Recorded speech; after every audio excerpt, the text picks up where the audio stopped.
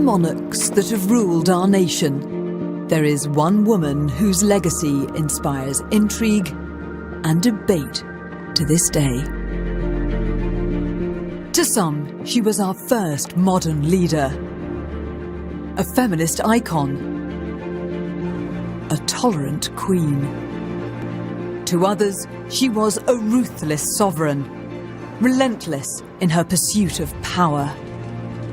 Her image evokes admiration, wonder, and mystery. She is Queen Elizabeth I.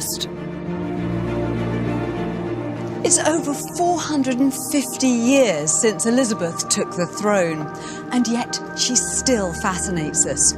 She is the Virgin Queen, a woman married to her nation. She's a portrait of power, of composure, of determination. Her influence has never fallen out of fashion. Elizabeth ruled for 45 years. At the time, she was the longest reigning monarch in English history. Since her death, historians have interrogated every detail of her life and reign. Changing faces of Elizabeth's legacy.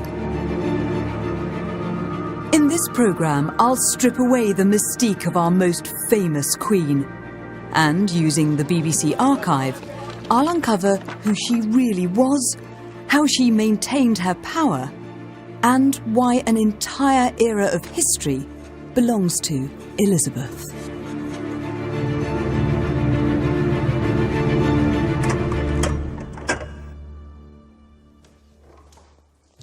Elizabeth I led her nation through a monumental time in our history.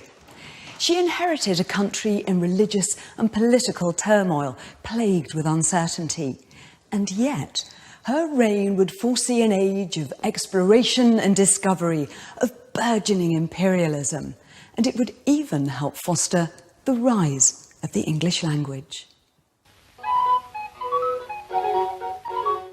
From the earliest years of the BBC, as Queen Elizabeth II began her own reign, the shadow of Elizabeth I loomed large. On this day, not quite 400 years ago, the first Queen Elizabeth ascended the throne of England. In a week's time, our own Queen, Elizabeth II, leaves for her first visit as Queen to her dominions overseas. To mark this double occasion at the end of coronation year, we would like to proffer an evening's diversion. So now we ask you to imagine that in 1596, the Elizabethans had a television service of their own. And join us as we put back the clock.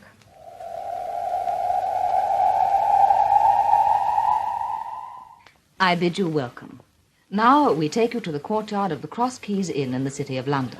We be players three, hard on it was, the boots on free, too late to come from the low country. It's easy to romanticize Elizabeth and the England she helped to create. She's become part of our national narrative, but it could have turned out very differently.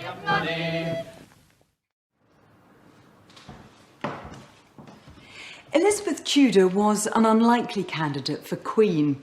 Born of the union between Henry VIII and Anne Boleyn, whose marriage was annulled shortly after, many saw Elizabeth as illegitimate. She was also only third in line to the crown, but when her half-brother Edward and her half-sister Mary died, Elizabeth was thrust into power and history. The new Queen embraced her power and, as historian Simon Sharma found, basked in her new role, even if the odds were stacked against her. Elizabeth would go on to prove she could rule as a woman in a man's world. Many historians have tended to regard Elizabeth almost as an honorary man.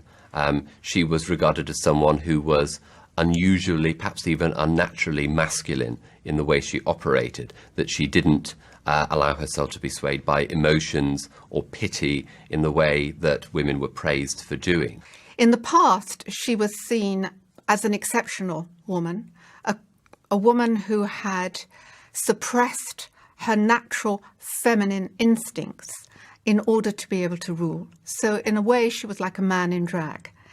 However, the way that gender historians and mainstream historians now look at Elizabeth is to appreciate that this is really a very sexist way of looking at the Queen. England, of course, at the time is a deeply patriarchal society. Men are there to govern, to rule. Women are believed to be led by their emotions, not by reason. They are seen to be the weaker sex. They're also seen to be sexually voracious, in fact, and they, the sense that women need to marry because otherwise, they would just be sort of promiscuous. Chastity is everything. Women need to be married and they need a male partner. So that's the sort of broader expectation.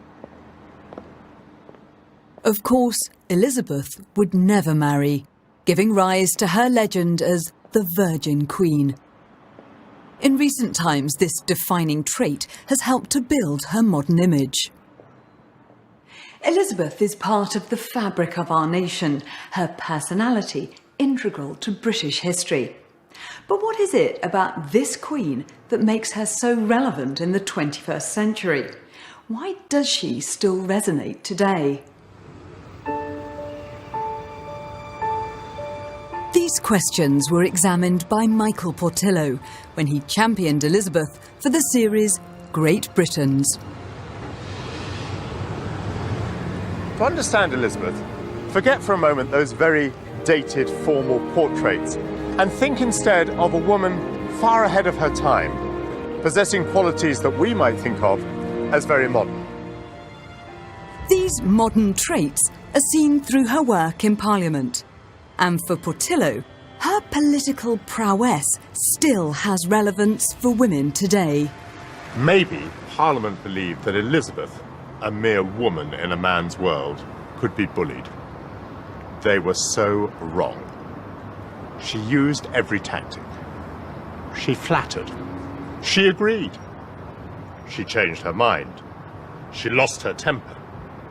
She was a nightmare. But she was brilliant. She stubbornly refused to bow to the establishment or accept its conventional wisdom. It was a formidable display of iron will by a leader bent on getting her own way and on doing what she thought was right. For 45 years, she held out against them. She went to her grave, having never surrendered.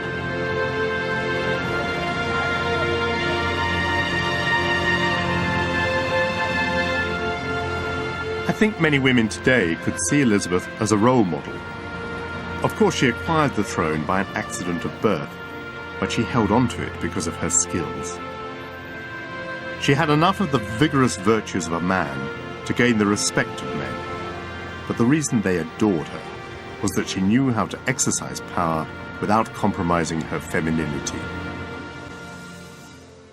It's complicated, I think. I think it's very easy just to sort of see Elizabeth as a stereotypical, feminist pin-up.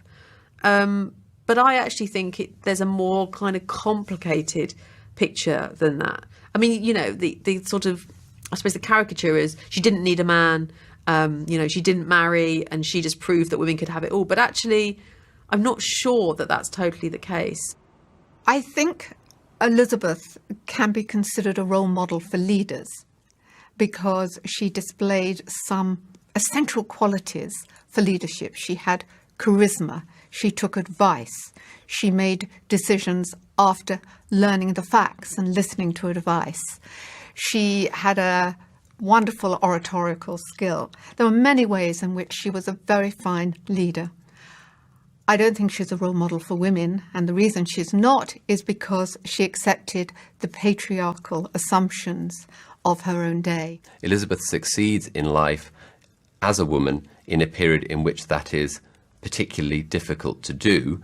She is very strong, she is very capable, she is a success, and if women want to take that as a role model, then I think they should be free to do so. However we view her relevance today, there is no question that modern Britain is still captivated by her life and times. From grand Tudor architecture to the glamour and glitz of the royal court. We go to great lengths to understand and even recreate what we believe it was like to be an Elizabethan. It's Tuesday in Totnes, and the Reverend Kenneth Dafford is doing it.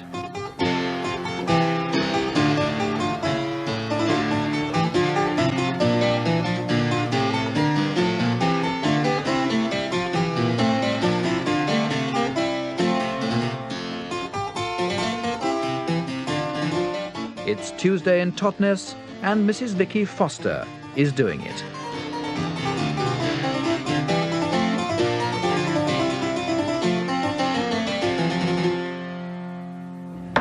It's Tuesday in Totnes, and just about everybody's doing it. The housewife, the vicar, and even the post office clerks.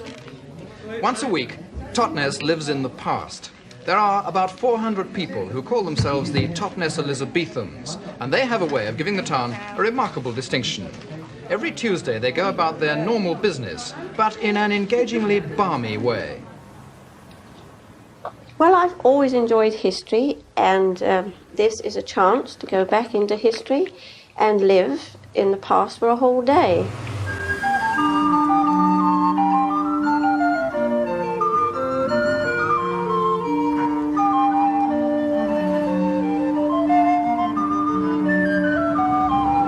Do you find it easy to persuade lots of other people in the town to dress up like this? Well, at first they're very hesitant, but once in costume, it's very difficult to get them out of it. We love it. Everybody loves dressing up, obviously, and we're all kiddies at heart.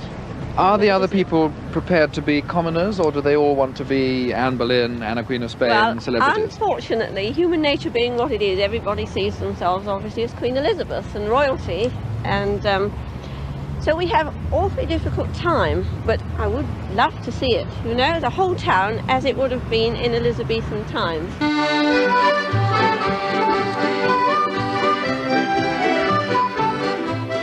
Tuesday stays Elizabethan right through to the dance in the evening. There can be no doubt that it's a shot in the arm for the town, and it's getting through to the most unexpected people. It's easy to look back with nostalgia. But the reality is, life in 16th century England was nothing like contemporary Britain. Well, there you are. If you can't beat them, join them.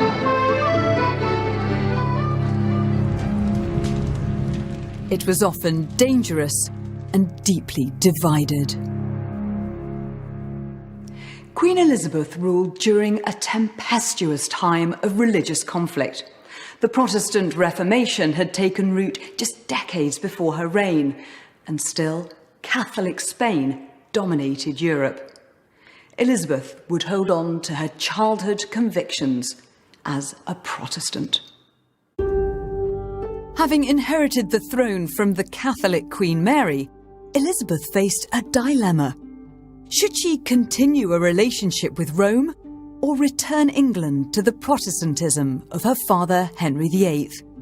She appeared to do both, re-establishing the Church of England, yet not outlawing the Catholic faith. For this balancing act, she would be revered as a tolerant queen. However, as Timewatch found in 1984, despite her outward tolerance, Catholicism was treated with suspicion. In Elizabethan England, outlawed Roman Catholic priests were constantly on the run from government intelligence agents. Catholic priests were forced to travel secretly around England, chased by government mercenaries known as poursuivants. Families like the Huddlestons at Sawston Hall, who built priest holes in which to hide them, were subject to constant raids.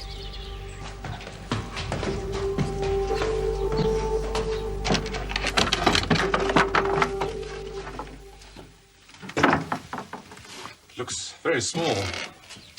There were usually 3 priests in hiding in this hole, and they may have to be there for quite a long time, because the pursuivants kept returning over and over again. So how long might they have to stay there? Oh, weeks. Weeks? Well, sometimes they were really practically starving. In the past, individuals, particularly in the United States, have thought of Reds under the bed. And I think in the late Elizabethan period, there really is that kind of fear. There's a Jesuit under every bed, a pair of Catholic plotters in every closet, and a Spanish Armada around every headland. So the kind of obsessive fear of an international conspiracy is there. There's the whole world of Smiley's people and espionage and high politics and double agents and double-crossing and a desperate sense of insecurity. This insecurity would eventually lead to an unprecedented definition of treason, by which not just doing something, but merely being something, constituted treachery. Nowadays we tend to think of traitors simply as those who sell secrets or give secrets to a foreign power. But here we have a situation in which simply to fall into a category, to be a priest, or to have a priest, to know a priest, to be involved with a priest, is treated as treason. That's a very, very different situation. So sceptical was the government even now about Catholic loyalty that it invented the bloody questions, put to Catholics under torture. The most important was, if the Pope invaded England, who would you support, the Pope or the Queen? Many Catholics, loyal to both and so unable to answer the impossible question, went to their death. So do you think, looking back, that those who were killed as Catholics were martyrs, or were some of them traitors? I think they were martyrs insofar as they died for a cause which they could have repudiated. They could have apostatized. They were given the choice, and they chose death for their principles. From the government's point of view, of course, they were traitors, but the government has invented new treason. It's changed the rules. When she first came to the throne, Queen Elizabeth had hoped that Catholicism would die of spiritual malnutrition. By the end of her reign, every Catholic had become an enemy of the state.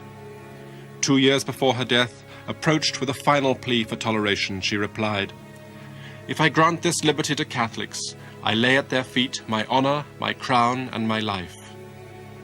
Treason was forced upon 16th century Catholics. Today, treason is a matter of choice. Elizabeth's reputation for tolerance appears to have been overstated. So there was a sense of Elizabeth as moderate, peace-loving, very much against religious extremism. And a lot of this was seen in very much direct contrast to, of course, her sister, Mary, Bloody Mary, who, of course, oversaw the execution, the burning of almost 300 Protestants. However, what historians are increasingly acknowledging is, of course, that Elizabeth herself oversaw the execution of hundreds of Catholics, not by burning, but they were hung, drawn and quartered. This is a period, let's not forget, where all around Europe there are religious wars. France, for most of Elizabeth's reign, is plunged into 30-year-long civil religious war. The same can be said of the Netherlands. There are moments in Scotland and Ireland when the same is true, but it doesn't happen in England. So I think in general, Elizabeth has been seen as the woman who didn't want to make windows into men's souls, who wanted outward conformity, but was prepared to let people believe within reason what they wanted. What she really wanted was that everybody in her land would worship in the same way. This she wanted for political reasons, that she was the monarch over Protestants who were pursuing the same kinds of policies and accepting what she said as supreme governor of the church was the way that they should worship. Religious discord would last throughout Elizabeth's reign. It would also underpin her most famous power struggle. Few names conjure up as many connotations as Mary, Queen of Scots. A disappointed heir to the English throne, a French queen, a Scottish hero, a Catholic martyr. For 30 years, she would be Elizabeth's greatest rival and most acute threat to power. Elizabeth would eventually sign Mary's execution order. Ever since, the facts of the story have become tangled in myth and legend, with some stories constructed just hours before the beheading by Mary herself. Carry this message from me.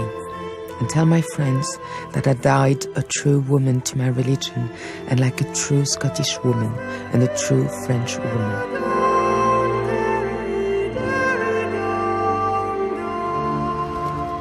Mary would go down in history as a Scottish hero. But as Timewatch discovered on the anniversary of her death, this portrayal does not necessarily match up with reality. On the 8th of February 1587, Mary, Queen of Scots, was beheaded on this site. The crime for which she was executed was her involvement in plots against Queen Elizabeth I of England. As the executioner raised her severed head aloft, the Dean of Peterborough Cathedral shouted to the crowd of onlookers, "So perish all the Queen's enemies." 400 years later, to the day, Fotheringhay Parish Church witnessed an event not seen here since the days of Tudor England, the celebration of a Roman Catholic Mass. Take every care to preserve the unity of the Spirit by the peace that binds you together. Peace be with you. It is the death of a queen by execution 400 years ago which brings us together this afternoon. The extraordinary thing is that the junketing in both England and Scotland, 400 years after the execution, has been massive. When the news of her execution actually reached Scotland in March 1587, when it had just happened, there were quiet but audible sighs of relief.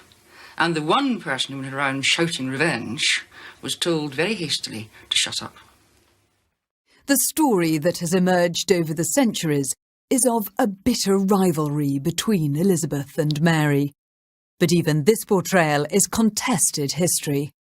I think the two of them fit into the characters that have been assigned to them very neatly. Elizabeth is portrayed as the strong, shrewd, confident, rather ruthless, rather emotionless, rather masculine figure, whereas Mary is the romantic, beautiful, charming, hapless, doomed martyr to be. And they both fit very well into those categories, but neither of them is really completely accurate. They are polar opposites. That Elizabeth, on the one hand, is masculine and Mary Queen of Scots is feminine. That Elizabeth was someone who was sophisticated and cultured, and Mary Queen of Scots was a bit dim, certainly made not very good political decisions. And at the same time, Mary Queen of Scots somehow over the centuries has secured more and more sympathy. She's become a romantic heroine. Yes, she may have murdered her husband, she may have been an adulteress, but she paid for it. From the time of, well, Mary's life and then, of course, her execution, there were sort of two main ways in which Mary was represented. Either traitor, cruel traitor, or tragic heroine figure. And obviously that was dictated by what side of the religious divide you were. Today, Mary Stuart and Queen Elizabeth lie under the same roof in Westminster Abbey. Although they never actually met, the two women are indelibly linked.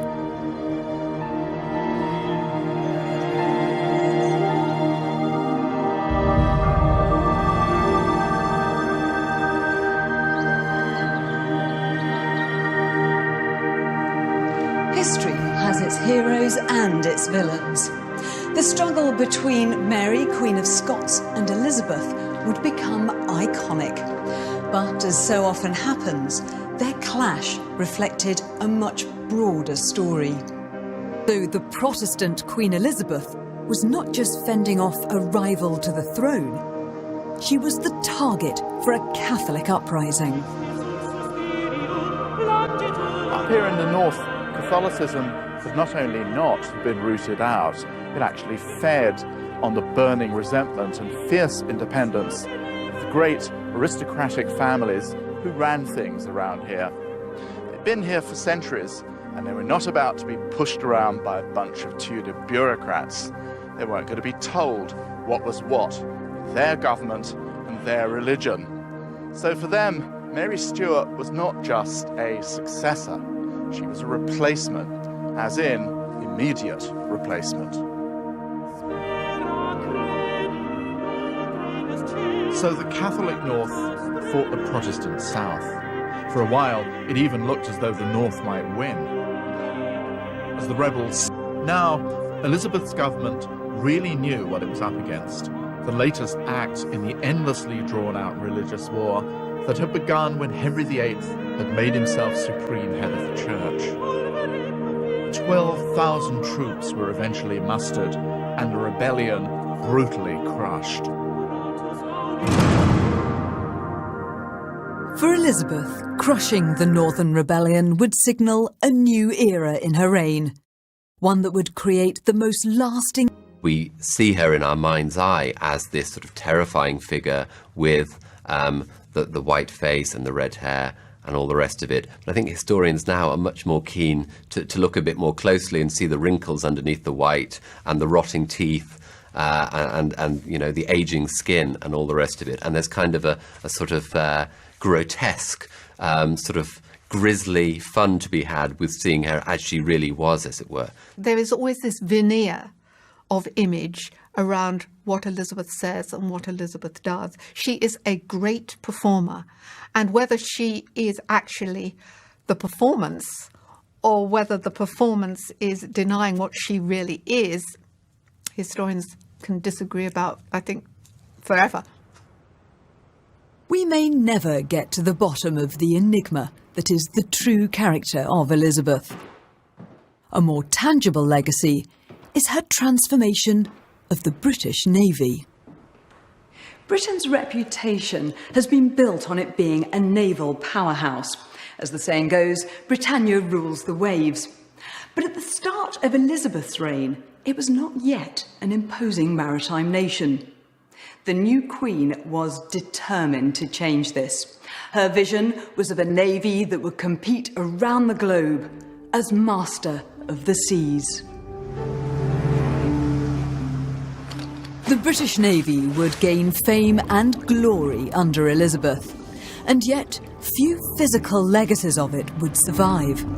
A discovery off the coast of Alderney would help to change this. It's a window in time, and it's exactly the same as it was on the day that it went down. Nobody has seen it above water for the last 400 and whatever years. Are they all right? What's wrong? It would prove to be the first Elizabethan warship ever found. A wreck as important to Elizabethan maritime studies as the Mary Roses to the reign of Henry VIII. The BBC was there to chronicle every moment of the discovery, from the process of raising the massive wooden rudder to the final dating of the mystery ship. By November, the rudder had arrived at the York Archaeological Trust for conservation. It had been cleaned up, revealing the pintles which attached it to the hull and the slot for the tiller arm.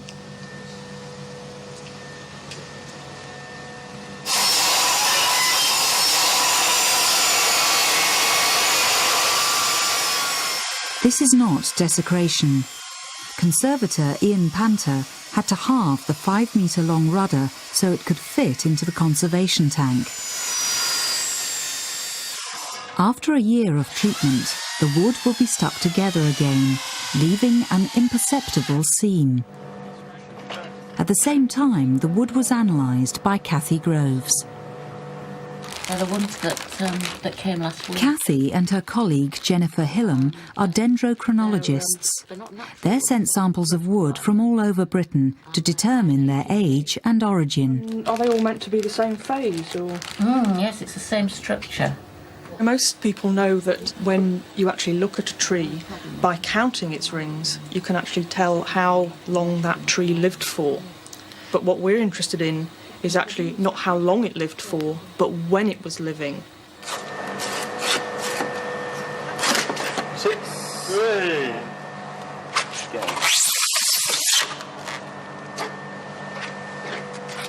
Now, whereas normally we would compare it against the British Isles database, we're actually going to have to compare it with a European-wide database. And the reason we have to do that is because it's a boat. It doesn't necessarily come from Alderney, where it was found. It may have come from anywhere within Europe, possibly even further afield. Well, let's hope this has got more rings than the rudder. Keep your fingers crossed. Amongst the artefacts from the wreck, a gun port cover was found. It was sent to Kathy and Jenny. Let's see what we've actually got. Oh, that looks a bit more promising. It appears to have over 100 rings, so the origins and a date for the wreck may finally be revealed. Yeah, I think that's about right.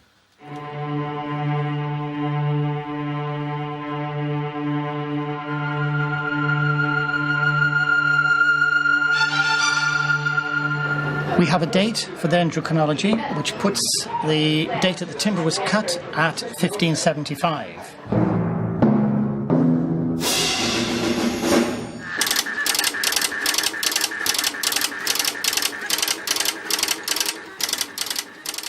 This timber has also been identified as being English, grown in the southeast of England, which means we have an English ship and a ship from the reign of Elizabeth I. Cheers. The Alderney wreck would reveal unique artefacts from one of Elizabeth's greatest accomplishments, building a powerful British navy. And in 16th century Europe, a strong navy was essential if you had ambitions to create an empire. It's hard to imagine, but when Elizabeth took the throne, barely half a century had passed since Christopher Columbus had crossed the Atlantic. In England, the push for new discoveries would create legends of men like Francis Drake and Walter Raleigh. Their exploits would all be made in the name of their queen, putting Elizabeth at the heart of the enterprise. America would become our most famous colony, a conquest that would live large in the history of British imperialism. On an April evening 400 years ago, two small ships set sail from Plymouth for the Americas. And thus began, as the history books used to say, the British Empire. In 1984, Timewatch visited the earliest American colony in Virginia to examine the myths surrounding its origins and how its history is told in the United States.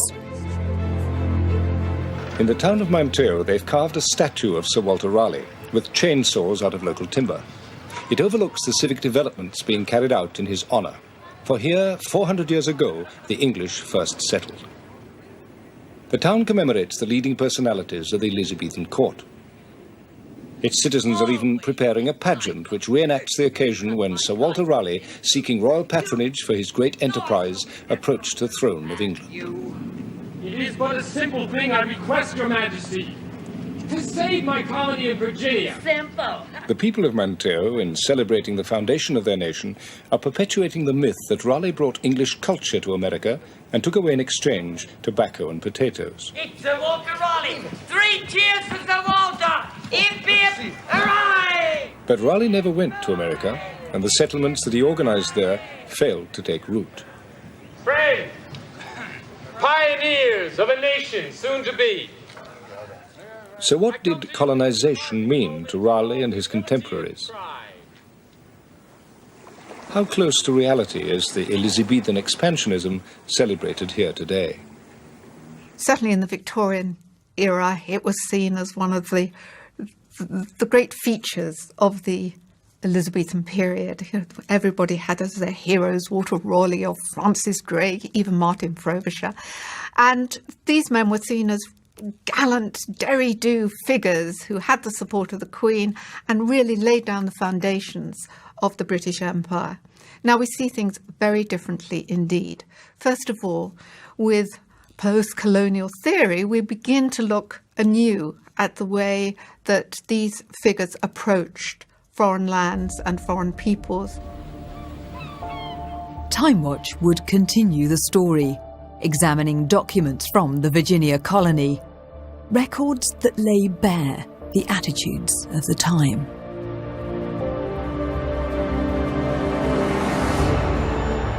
In June, they approached the American coastline.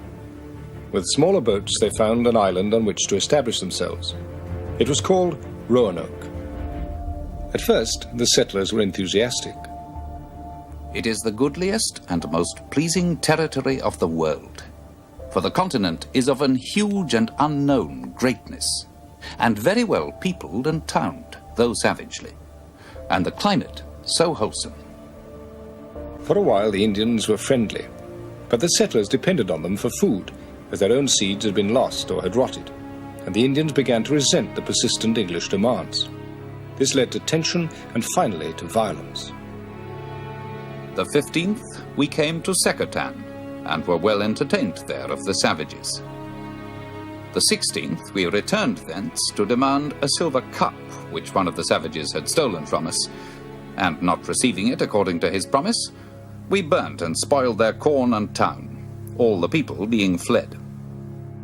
I think historians have increasingly focused on what Elizabethan exploration meant, and really perhaps focused much more on Elizabethan exploitation, and that profit meant plunder, that meant pillaging, that meant ill treatment of native lands and the natives. There's an effort to take the point of view of the oppressed, if you like, and not simply the oppressors, to take the point of view of not just the winners of history, as it were, but, you know, the losers as well. Elizabethan imperialism would transform and often devastate the lives of indigenous people abroad. But there were also changes at home. Elizabeth presided over incredible changes in Britain. Under her leadership, the country transformed itself into an economic power, spurred on by international trade and commerce.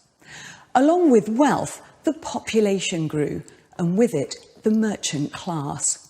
Suddenly, it was possible to move up in the world, and the Elizabethans grabbed the opportunity like never before. Of cheap bricks. Mass manufacture means they are now affordable for the many, not just the few. Chimneys were previously found in castles and grand houses, but never in the homes of ordinary people. Thanks to the humble chimney, you can now live in a state-of-the-art two-storey townhouse, not an unfashionable single-storey medieval home. Essential if you want to show you're on the way up.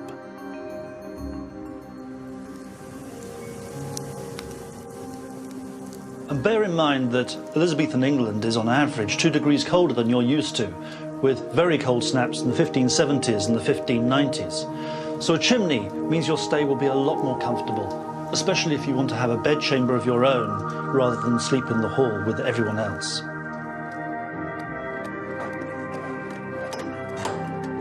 Across the land, medieval houses are being redeveloped, not outwards, but skywards.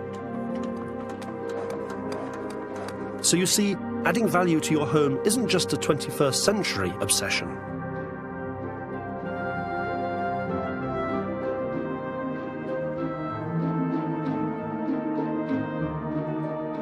In 1558, a chimney is the way to keep up with the Joneses.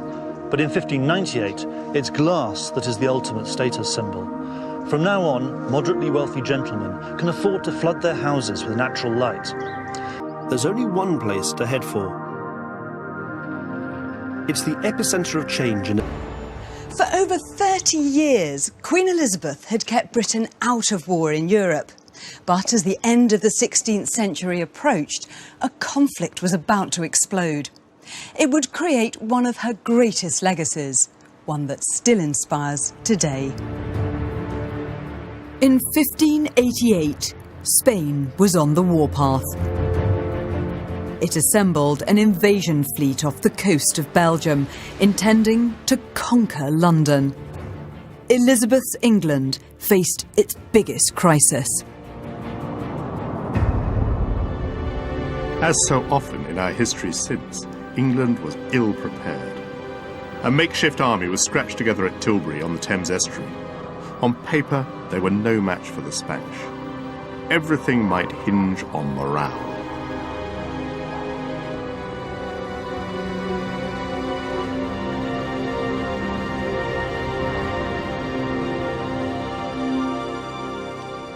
Elizabeth would go amongst her soldiers and use the full force of her charisma and majesty to rouse the troops.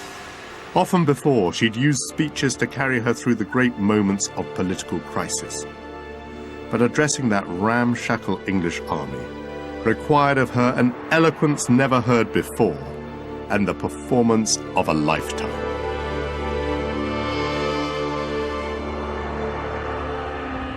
At England's darkest hour, as invasion loomed, Elizabeth's brilliant oratory became her country's strongest weapon.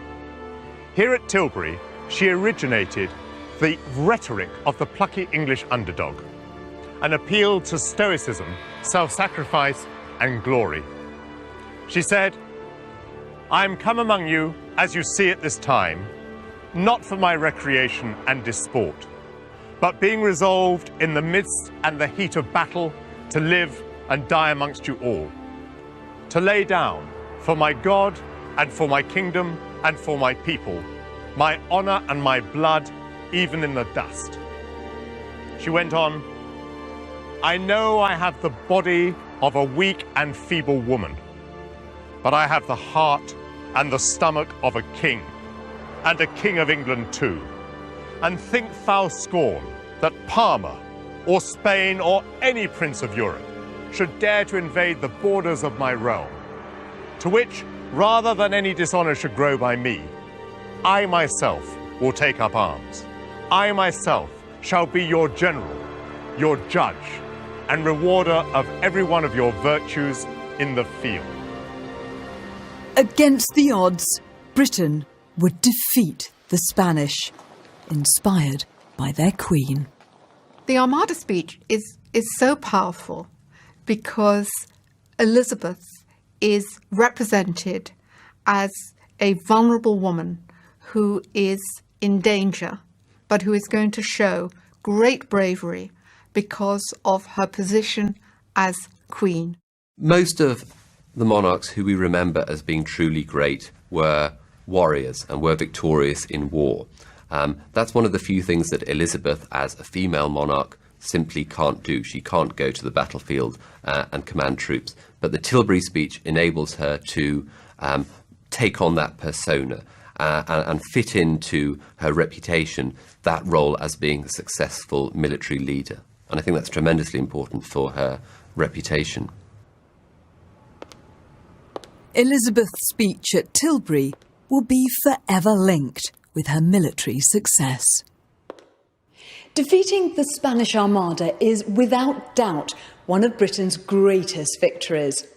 An invasion had been crushed, the Armada scattered, and all under the inspiration of Elizabeth herself. This has become part of our national story, one that would still capture the imagination 4 centuries later. As for the Spanish Armada, things were about to get even worse.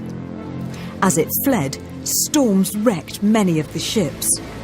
In 1968, the BBC captured the extraordinary discovery of one of these ships off the Northern Irish coast.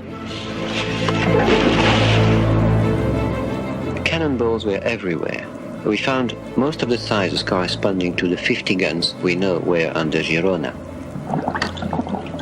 One must understand that the site has been subjected to tremendous gales for nearly 4 centuries, and all parts of the ship and its cargo have been scattered from the main site of the wreck in all directions, with the result that now the gold and the silver, as most metal objects, have finally found their way to the deepest crevices. We must dig under the boulders and see what's underneath. We found over 400 gold coins over our 2 seasons, and we are very pleased that most of them were of different types. We have gold coins from all the kings of Spain, many coins from Naples, for the Galleass Girona was from the Kingdom of the Two Sicilies. Some coins from Portugal.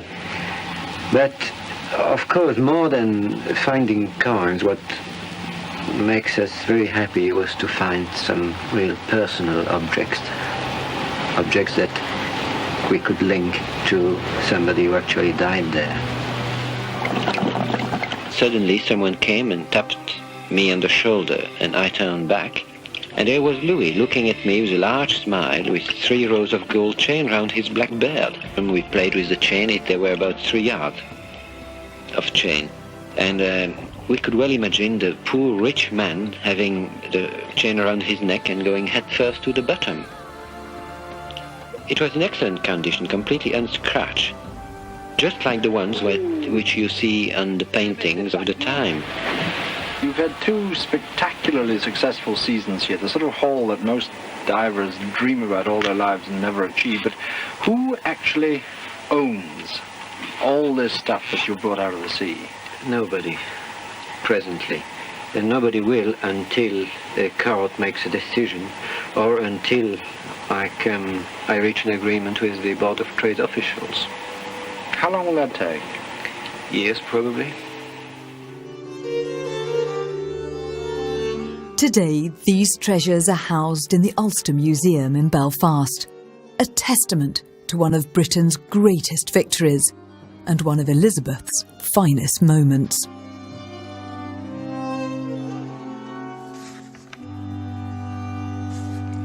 Perhaps the most lasting legacy of Elizabeth I is something so mundane that most of us take it for granted: our language. During her reign, English would begin its ascent to becoming a global language. And it was also under Elizabeth that our most famous writer picked up his pen, William Shakespeare.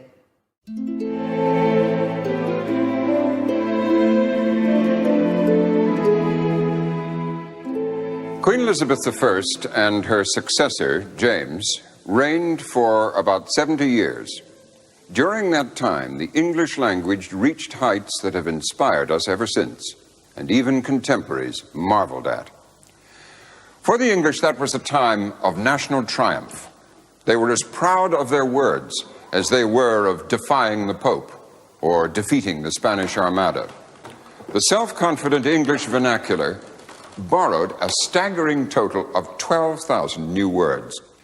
And there was one writer whose work lies at the heart of the Elizabethan miracle, whom Johnson singled out for what he called his mastery of the diction of common life, or as we'd put it, everyday speech. And of course, that was William Shakespeare. The closest we can come to the sound of Shakespeare's own speech is in the little villages around Stratford itself. The cider drinkers of Elmley Castle in neighbouring Worcestershire still speak English in a way that Shakespeare himself would recognise. Do, Tom? Well, I used to take cider or homemade wine to school when I was 5 years of age, so that's 54 years ago, that is. I shall have 5 this morning, I hope, and 3 pints of beer tonight and a pint of cider with me supper, and then to bed.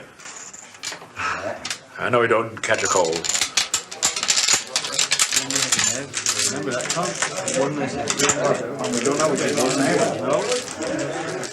Bear in mind that cider drinking will kill you. It definitely will.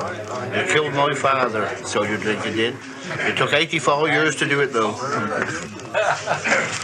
What's it like? Very good. As we'll see, it was the speech of people like these that went with the Elizabethan seafarers to America.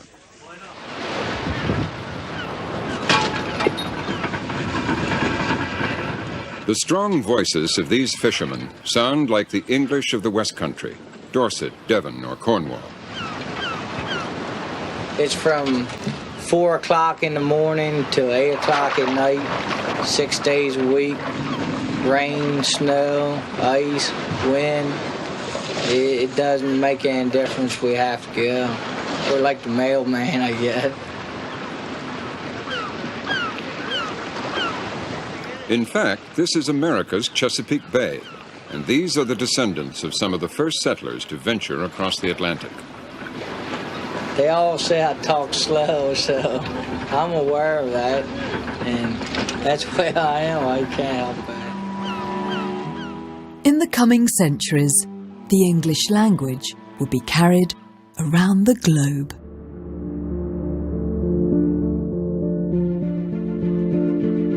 Over 450 years ago, Elizabeth Tudor took to the throne. In the 45 years that followed, she would create a legacy that even today we're obsessed with. I don't think Elizabeth ever has fallen out of fashion. There has been a continual fascination with her, and in some ways it is a little hard to pin down why that should be so, why the Tudors have so possessed our imagination. Her legacy is her image. Historians now are much more interested in her image than in the realities of the reign. There's not only her image at the time, but the way her image has been interpreted in later periods. She is an iconic figure, and that's something that is her great legacy. Elizabeth continues to fascinate. She's this kind of enigma. So much is known about Elizabeth, but also so much is not known about Elizabeth, and that will remain the case. 21st century Britain is still captivated by Elizabeth. Her image, her struggle for power, the drama of her reign. Historians have debated her influence, exposed her flaws, and revealed the myths of her era. But what can never be disputed is her staying power and her impact on our country.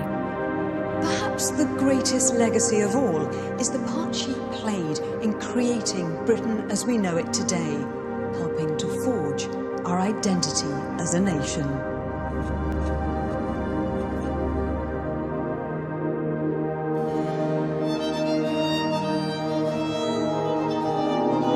The dramatic final part of the story of Russia's lost princesses tonight, as Russia finds herself in the grip of war and revolution. That's here on BBC4 at 11. But first, Britain's sunken history with the final part of Shipwrecks. It's coming up in a couple of moments.